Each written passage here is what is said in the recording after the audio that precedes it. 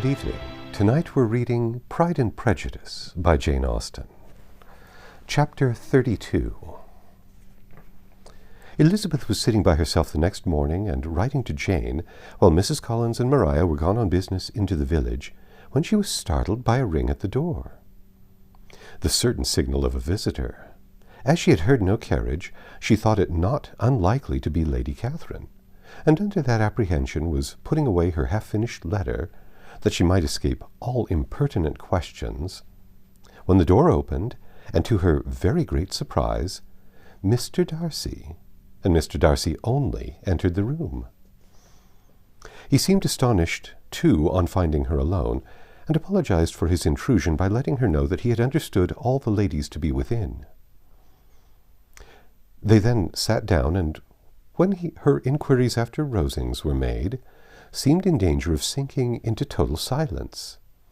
It was absolutely necessary, therefore, to think of something, and in this emergence, recollecting when she had seen him last in Hertfordshire, and feeling curious as to know what he would say on the subject of their hasty departure, she observed, "How very suddenly you all quitted Netherfield last November, Mr. Darcy.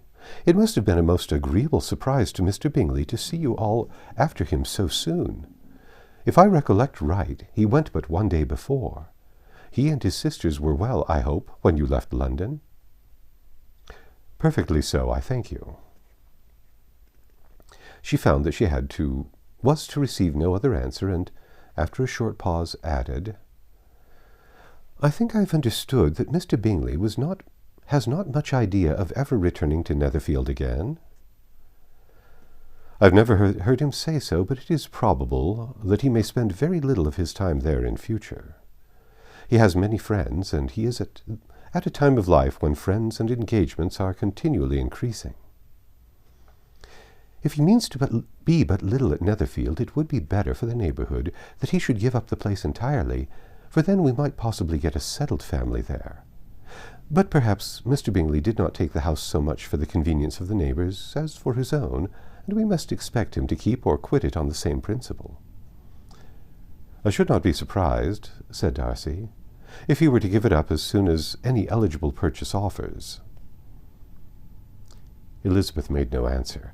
She was afraid of talking longer of his friend, and having nothing else to say, was now determined to leave the trouble of finding a subject to him.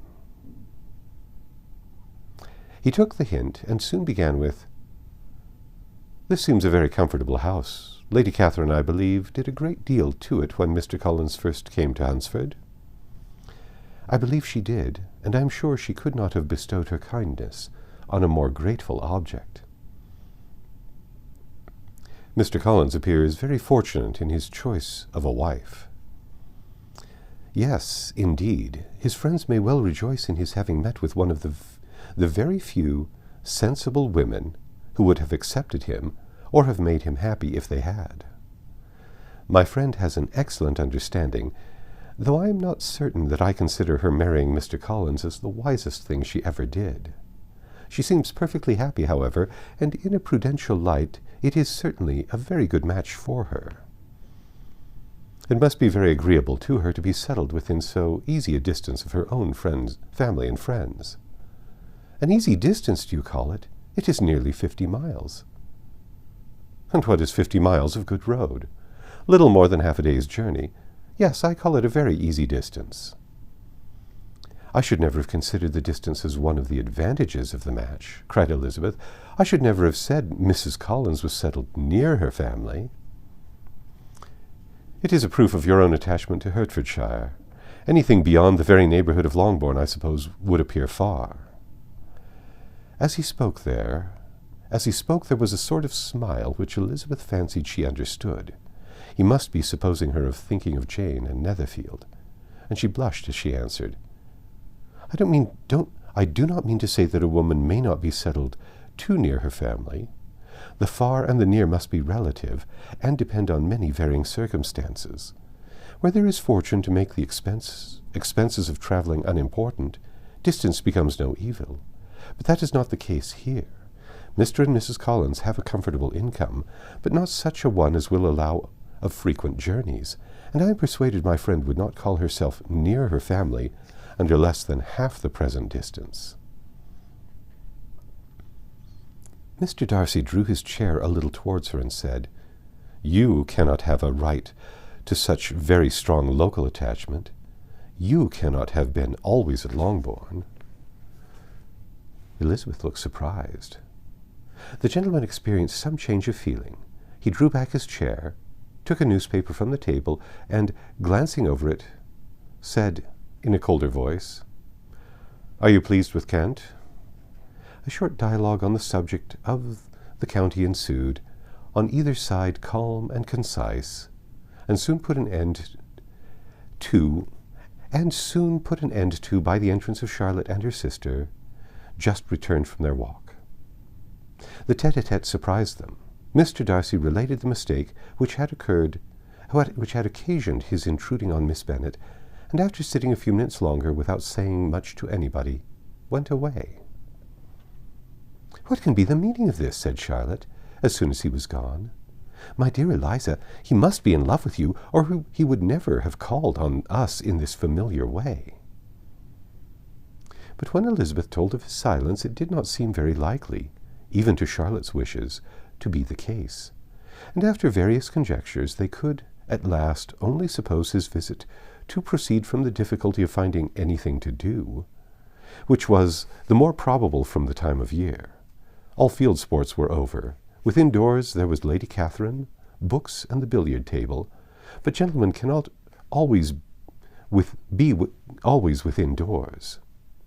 And in the nearness of the parsonage, or the pleasantness of the walk to it, or of the people who lived in it, the two cousins found a temptation from this period of walking thither almost every day. They called at various times of the morning, sometimes separately, sometimes together, and now and then accompanied by their aunt. It was plain to them all that Colonel Fitzwilliam came because he had pleasure in their society, a persuasion which of course recommended him still more, and Elizabeth was reminded by her own satisfaction in being with him, as well as by his evident admiration of her former favourite George Wickham, and though in comparing them she saw there was less captivating softness in Colonel Fitzwilliam's manners, she believed he might have the best informed mind. But why Mr. Darcy came so often to the parsonage, it was more difficult to understand. It could not be for society, as he frequently sat there 10 minutes together without opening his lips, and when he did speak, it seemed the effect of necessity rather than of choice, a sacrifice to propriety, not a pleasure to himself. He seldom appeared really animated. Mrs. Collins knew not what to make of him. Colonel Fitzwilliam's occasionally laughing at his stupidity proved that he was generally different, which her own knowledge of him could not have told her.